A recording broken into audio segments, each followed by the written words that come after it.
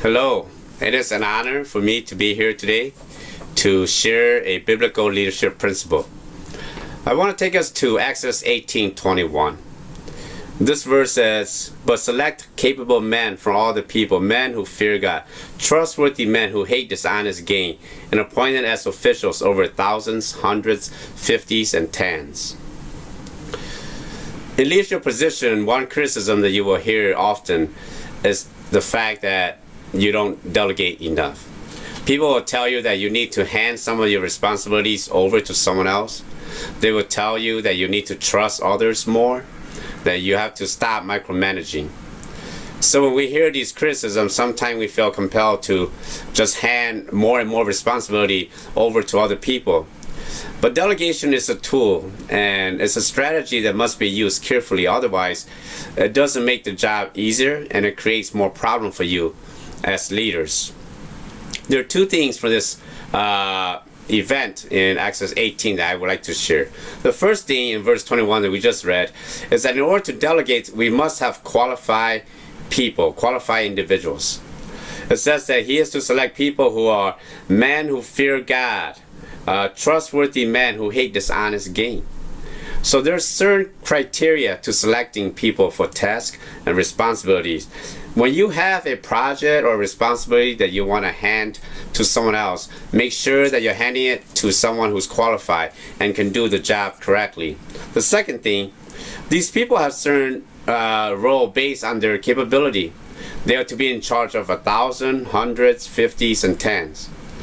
So when we select someone to do a job, we need to be very specific. You are asked to do this job.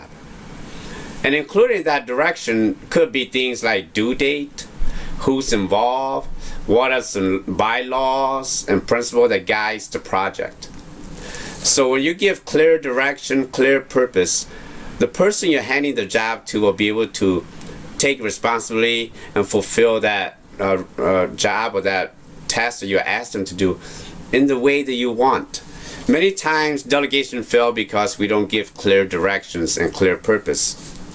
Remember that delegation is about making your workload easier. Verse 22 says, "Have them serve as judges for the people at all times, but have them bring every difficult case to you. The simple case they can decide.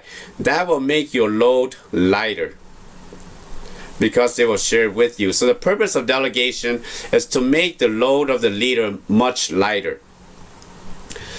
He still have to do the difficult case, but the easy case the people can handle. And so when we delegate, we have to ask ourselves, is my load much lighter now? If it doesn't make your work easier, then delegation has failed, whether it's you or the person you're delegating to, but the process needs to be changed. Delegation is a tool that's supposed to make the leaders save time, money, and less stressful. If you don't experience any of these things, then delegation has failed. I want us to reflect a couple things here. One, think about your responsibility and ask yourself, what are some things that can be delegated to someone else? Two, when we delegate something, did it turn out the way you envisioned? Did it turn out the way that you would like it? If not, you have to find ways to improve the process. And then when we delegate something, we still need time to pray. Pray that you will learn to delegate more by trusting others. Sometimes we don't delegate because we don't trust anybody else. And so we need to learn to trust. Ask God for that. Ask God for discernment. There are some things that cannot be delegated. Moses still have to decide the difficult case. Only the simple case, the people can decide themselves. And so we have to have discernment. When do we delegate? What project do we delegate? And when can we not? And projects that we should not. And the third thing is, we need to pray for teamwork and unity. Delegating doesn't mean that we all do our separate thing. No, we still work as a team. We're still united. There's a clear purpose. We're sharing this burden so that we can fulfill the purpose.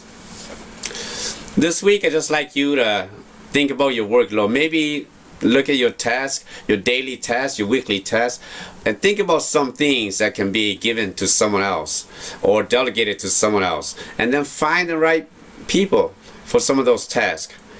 And another thing is, I just want to tell us that delegation, since it is a tool, sometimes it can fail us. Sometimes we really hope that delegating will create better results for us, but it doesn't. But don't give up on delegation. Since it is a tool, and when we delegate, what do? We give it to someone else, and it's a person. And people have deficiency. People have misunderstanding. People may become tired, out of ideas, and they may not turn out the result or finish the project the way we want. However, delegation is still a good tool, and we must learn to better it and apply it correctly.